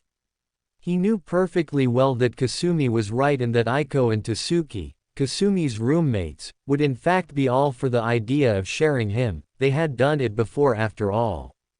But he really was trying to stop sticking his into every woman he came across. He'd only done it because Anna had all but ordered him to practice, and after the last time the demoness had made a sual advance on him, she had seemed very pleased, which was why he'd figured it was time to stop. That sounds great, Kasumi, but I really don't have time right now. I've got training to do and techniques I need to study, he reasoned, with a nervous drop of sweat rolling down his face, hoping that she wouldn't press him any further. He really wasn't sure how long he could keep resisting that kind of offer, especially as he knew that Anna wouldn't really care. Kasumi sighed and gave a disappointed pout, but nodded all the same. All right, some other time then. Naruto sighed in relief before saying goodbye and making his way back to his apartment, intending to take a very cold shower. He completely missed the devious smile that spread across Kasumi's face. Genin, huh? That means that he'll be doing D-ranked missions for a while. A plan already forming, she made her way home to talk to her roommates about hiring a team of genin to help sort that new shipment of clothes that was going to be arriving in 2 days. If she had her way, then the only clothes Naruto would be sorting were the ones that she, Tasuki and Aiko would be wearing that day. Naruto stepped out of the shower, getting goosebumps from stepping out of a cold shower into the open air. Standing in front of the mirror, he opened his mouth and took a look at his teeth. Instead of the blunt teeth that would be normal for humans, he saw a mouth full of razors, with only a few teeth being blunt. The canines in particular stood out, being the longest and sharpest, with the 4 teeth between them looking somewhat more normal, though still sharper than average, and all the teeth at the side being fanged, though not to the same extent as the canines. His lower teeth had a similar situation, being almost entirely fanged and dangerous looking. People who didn't know him found it extremely disturbing when he grinned at them, especially if he was angry. He strongly suspected that Anna had a hand in making his teeth the way they were. Despite how menacing they made him look, people who knew him weren't bothered by it. Many of the women that he'd been with had actually liked them, saying that it gave him even more of an animal magnetism than his whisker marks. Naruto liked them too, but he really needed to ask Anna about them one day, since he was curious as to why she'd done this. With only a towel wrapped around his hips, he made his way towards his bedroom, as he hadn't bothered to bring any fresh clothes to the bathroom with him. As he passed through the living room, he stopped as he saw Anna lounging in a cushioned easy chair, somehow making it look like a throne. Hello Naruto, congratulations on finally making genin. The demoness congratulated, simultaneously making a subtle jab at his long run as dead last. She was fully aware that it couldn't be helped, but mocked him for it anyway. Naruto ignored the jab, knowing that she was only trying to get a rise out of him. The subject of his teeth was still on his mind, and he figured that this was as good a time as any to ask. Thanks Anna, it means a lot to me that you'd come to congratulate me, he said sincerely. I'm actually glad you're here for another reason too. Oh. She arched a fiery eyebrow in interest. I wanted to ask you about my teeth. He explained. They are very nice teeth. Yes, what about them? The demoness asked with a smile that showed her own sharp teeth. I was wondering if you made my teeth like this deliberately, or was it a side effect of being sealed in me? It was deliberate, of course, along with your whisker marks. I thought they suited you, she admitted freely, curious about his reaction. She knew most people would be upset, but Naruto had proven that he was not most people many times already. Great, thanks for that, I really like both the teeth and the whisker marks, he said with a wide grin that showed off those very teeth. Anna could only give an amused smile at her favorite human. He was the most interesting thing she'd encountered in longer than she cared to remember. He eagerly threw himself into a task that anyone else would say was impossible. He was glad that she had made changes to his body that most would dislike. He completely invalidated his father's sacrifice by releasing her from the seal, to name just a few. That last one was of particular note. The soul of the Yondaime was now trapped forever in the stomach of the death god, and it was completely pointless. Oh sure, she wasn't going to destroy the village anytime soon, but she hadn't intended to do that when she'd attacked 17 years ago either, and she considered her warning delivered even if nobody had wanted to listen to it. She imagined that the look on Yondaime's face if he ever learned that his son had made it his goal in life to marry the demon he'd imprisoned would be a sight for the ages. Well, I have also come here for a reason aside from offering congratulations, Anna said sensually as she slowly made her way across the room. She was wearing a red dress that seemed to be more a collection of straps that covered her in private parts and swayed with her movements in such a way that it just barely remained decent. It was exceedingly obvious that she was not wearing underwear, not that this was unusual for her. What reason would that be? Naruto asked, doing his very best to keep his skyrocketing arousal out of his voice. A task that was doomed to failure as the towel around his hips began rising, utterly insufficient to conceal his hardening member. Lust is an interesting thing. She spoke as she trailed a finger across his pectorals while making her way around him until she stood behind him, pressed against his back and her crotch pressed against his right thigh. Like anger, it is a powerful impulse. Anger can give you strength, keep you warm, drive you, allow you to push aside pain. But if one surrenders to their anger completely, then they are made blind and stupid, ignoring danger in favor of lashing out against the source of their anger. Anna continued to speak hypnotically while trailing her hands down his chest and stomach, slowly making her way beneath the towel. Naruto was struggling to pay attention to what she was saying instead of thoughts of how much he wanted to grab her and throw her on the bed, especially as he could now feel the trickle of her own fluids going down his leg, clearly showing that she was just as aroused as him. Her hand just reached his testicles and began to fondle them gently when she continued speaking. You humans seem to think that lust is something to be ashamed of. You hide it so desperately as if it were some terrible secret. But lust too can be used, both your own and that of others. Naruto began breathing harder as her hand moved to his now 9-inch and fully erect member, stroking it slowly. Inspire the lust of others and their thoughts will be clouded, their minds slow and clumsy as their own desires constantly interfere with their thinking. Know your own lust and learn to use it, and this cannot be used against you. There is neither shame nor betrayal in lusting after the bodies of others as long as your soul remains devoted. Naruto by this point was finding it damn near impossible to focus and understood what she meant by lust making thoughts clouded. Her voice in his ear was an enchanting melody, passing through his mind, and her hand setting his loins on fire was leaving him glassy-eyed as he continued to listen dazedly. To succumb to lust completely and become a rapist shows shameful weakness of spirit, but to be able to act on your desires without forcing yourself on others is a strength. To take every step in confidence without feeling shame in your own nature is a strength that very few humans ever achieve.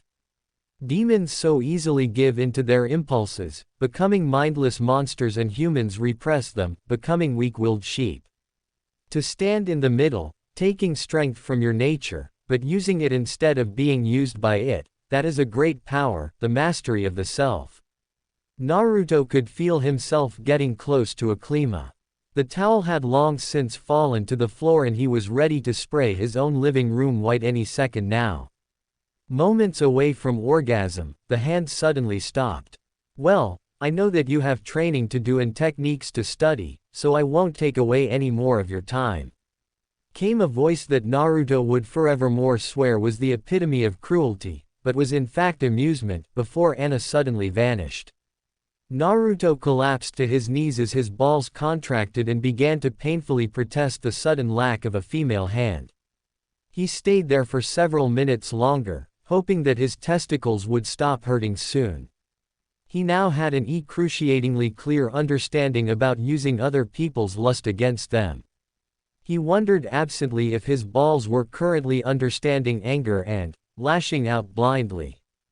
Regardless, he got the point that she had been making.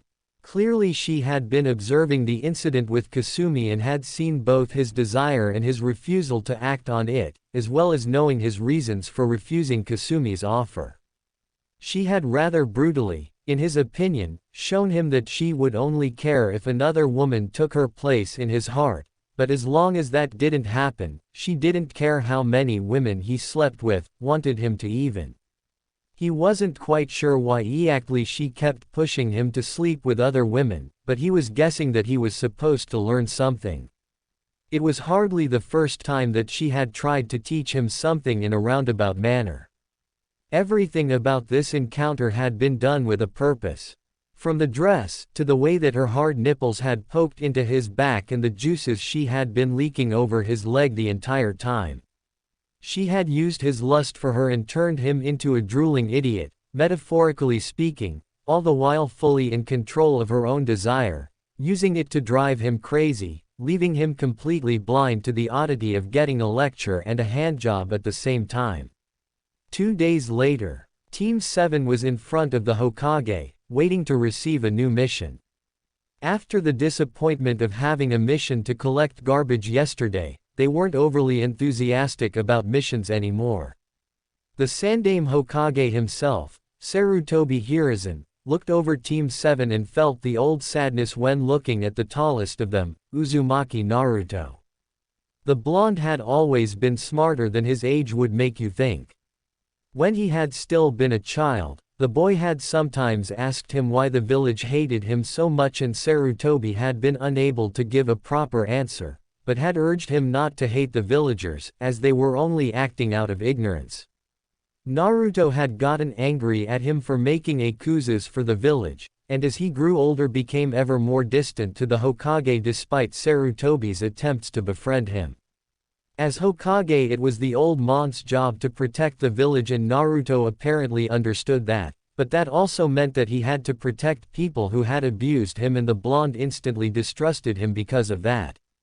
It had gotten even worse when he had learned of the Kyuubi when he was 13 after the incident with Mizuki.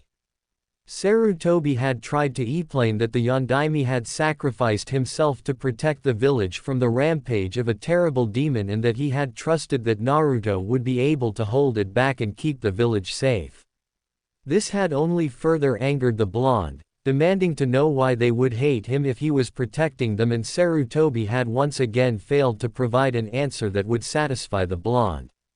After that, the blonde had matched the village glare for glare, and if any of them tried to raise their hand against him, he would strike back twice as viciously. His new attitude towards the village had not endeared him to the general population, but it certainly had caused them to back off.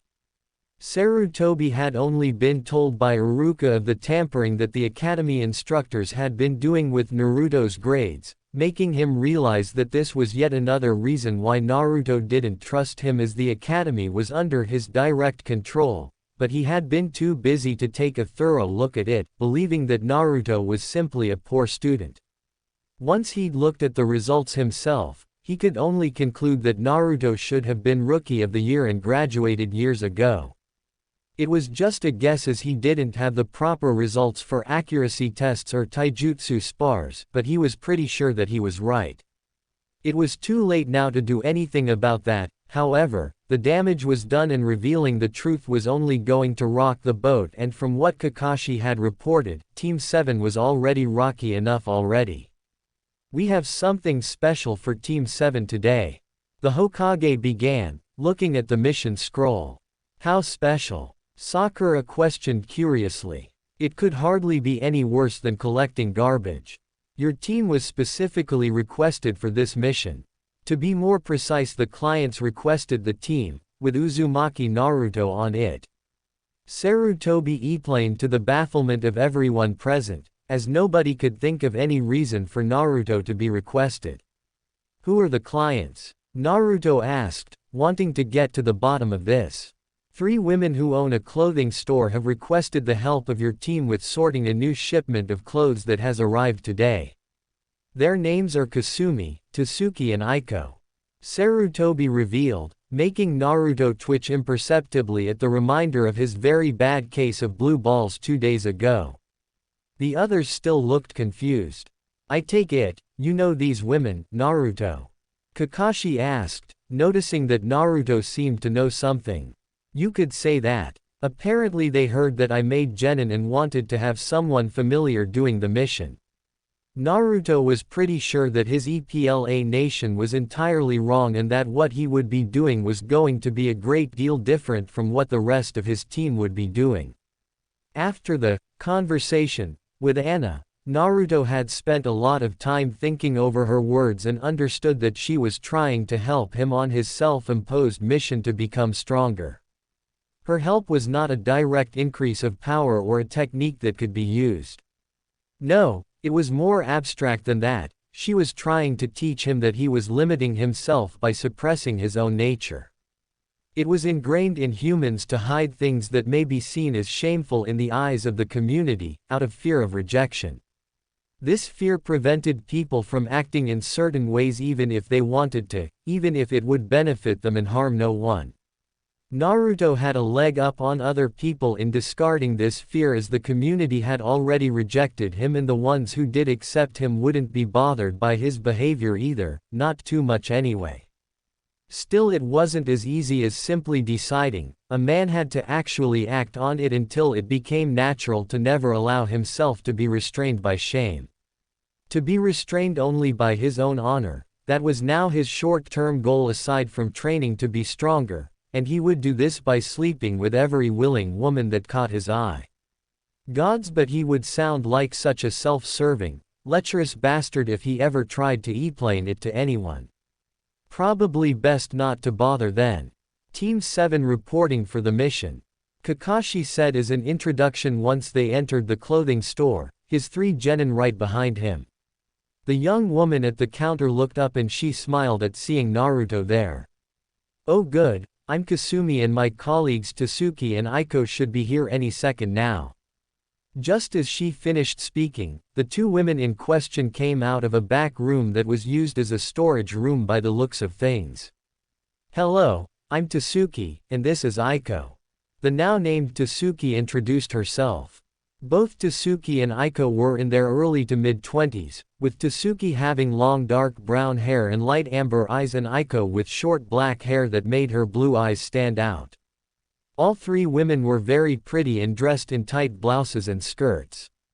Kakashi highly approved of them over the previous owner of the store, who had been a bitter old hag. So, what do you need my genin to do? The Junin asked. The 2 short ones will be sorting the newly delivered clothes into the appropriate bows in the back. It should be obvious, but there are some instructions written down just in case. We need someone big like Naruto to help us with something upstairs. Sasuke and Sakura bristled at being called. The short ones and Naruto had an amused smile on his face at how devious the 3 women were. Even if he had wanted to refuse, it was technically part of the mission to do as the client said. Alright, come on Sakura, Sasuke, let's go and see what your job is.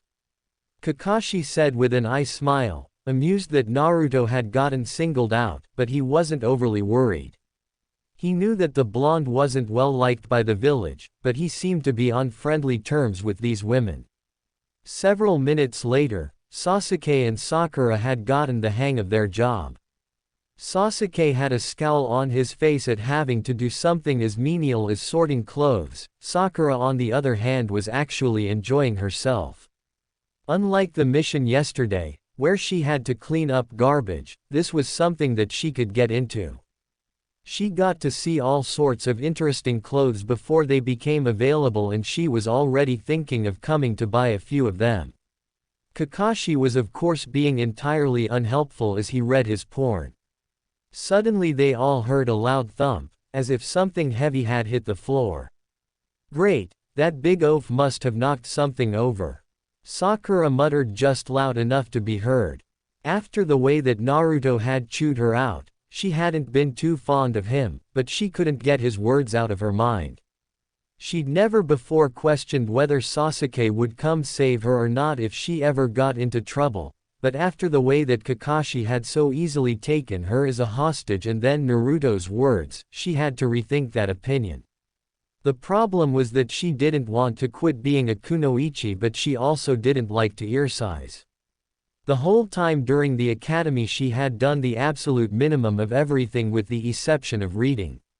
She had always liked to learn and used her perfect grades on the written tests to get the top kunoichi position, but as a result she was only as strong as a reasonably fit civilian, with chakra reserves to match. Naruto's harsh words had scared her, however, painting images in her mind of the terrible things that could happen to her. She wasn't going to quit the Shinobi Corps, as that would mean giving up on Sasuke, which meant she would have to get up and start exercising, which meant asking Kakashi for advice on how to get started, since she had no idea where to begin. Ooh. The sound started as a scream and then trailed off as a drawn-out moan. Kakashi's single eye widened in sudden realization at just why they had taken Naruto upstairs. Sakura was not so perceptive, however. Oh, just wonderful, he must have said or done something to make them angry and now we're all gonna get it. She complained. Naruto. This time the scream was in a different voice, but it didn't sound angry at all, which caused Sasuke to look confused for a moment before he suddenly developed a small blush. What the hell is he doing up there? Sakura wondered angrily. Kakashi just giggled perversely. Make clones for me, Naruto. The loud female demand was in the last voice. Why would she want him to make clones? Sakura was now very confused, while Sasuke was starting to look incredibly uncomfortable. Me from behind, you see, blonde bastard. The voice was distinctly Kasumi's, who is well known for developing a severe case of potty mouth when someone got her properly exited. Sakura suddenly went pale and then flamed red as the truth of the situation was revealed. Sasuke was blushing bright red for the first time in many years and was just glad that there weren't too many people around to see it. Kakashi was just standing there like a statue, before his eyes suddenly began to tear up. I'm so proud. For the next 2 hours, Sasuke and Sakura were feeling horribly embarrassed as the female screams, with the occasional indistinct sound in a much deeper, male voice from the upstairs apartment, continued to filter down to them. Kakashi spent the entire time staring at the wall with a far-off look, his eye occasionally releasing a stream of tears, confusing his students greatly. To the great relief of Sakura and Sasuke, it finally stopped and they were done with the sorting, so they could go home and sleep off their embarrassment. Hearing footsteps coming down the stairs, they all turned to see Naruto stepping into the room, looking incredibly pleased with himself if the wide grin on his face was any indication.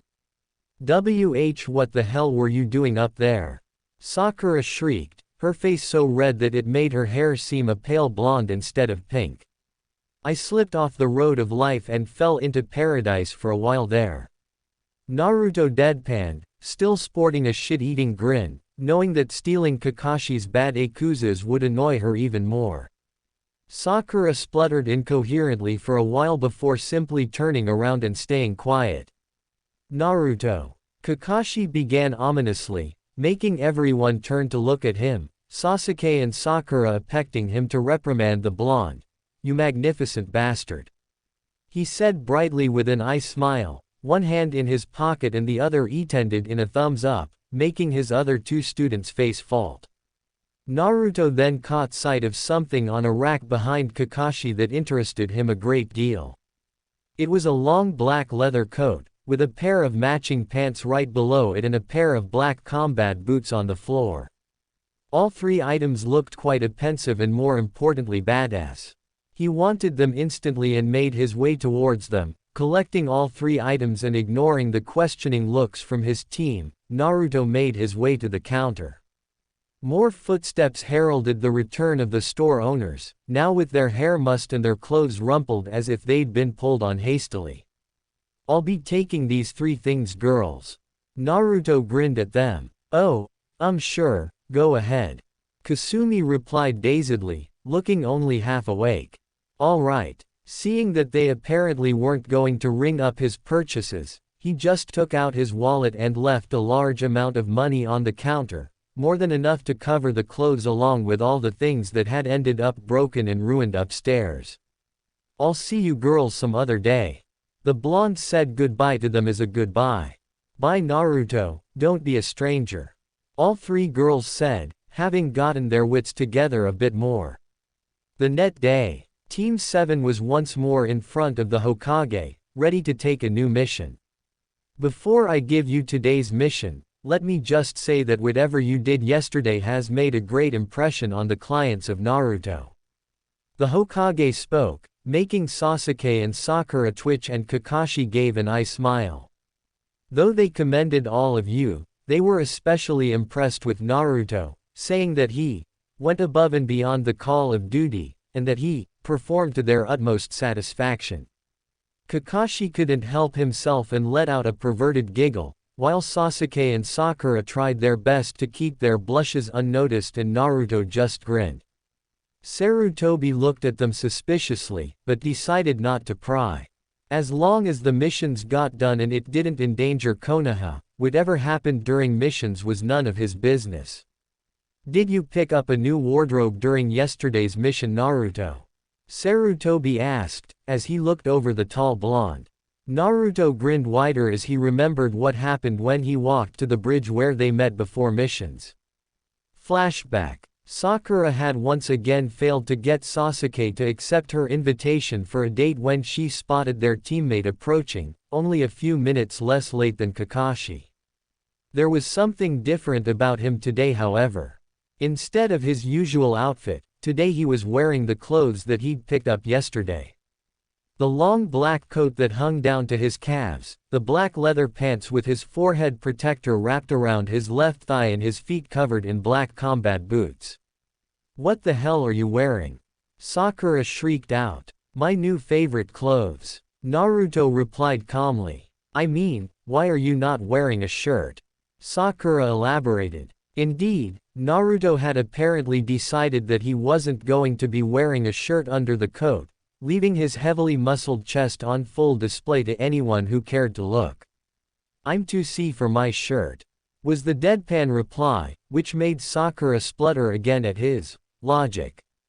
Naruto rolled his eyes. If the pink-haired girl was going to react like this every time she saw a shinobi do something out of the ordinary, then she was going to be both irritating and amusing to be around. End flashback. Oh yes, I just couldn't resist when I saw these at the store yesterday. Well, your mission today is going to be finding and retrieving Tora, the cat belonging to the wife of the fire daimyo. Kakashi's eyes smiled, already anticipating the amusement he would gain from watching his genin chase the demon cat. This is Wanker, I am in the west position. What is your position? Also, why did we let Naruto pick code names? Over. A dull, lazy voice asked over the radio. This is Princess, I am in the south position. You were lazy and just let him do it, and I hate you for it.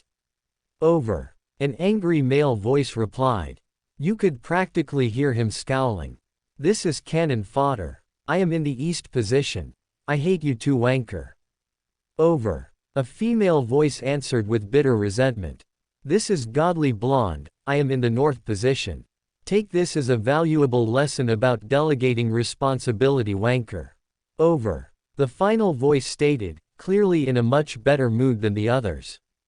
There was silence for the next few minutes as they waited for their target to reveal itself. It had proven itself a surprisingly elusive prey, somehow able to predict shinobi tactics and remain hidden, while avoiding traps. This is Wanker, the target has been sighted approaching the west it. Princess, make your way to the north and drive the target towards Godly Blonde. Cannon fodder, prevent it from turning east. Over. Roger. Three voices replied. The next few minutes were a blur as the wily cat did its best to escape pursuit, unknowing that it was being driven towards capture. Tora ran towards the EIT of the narrow valley where her three pursuers had driven her, making a leap for freedom.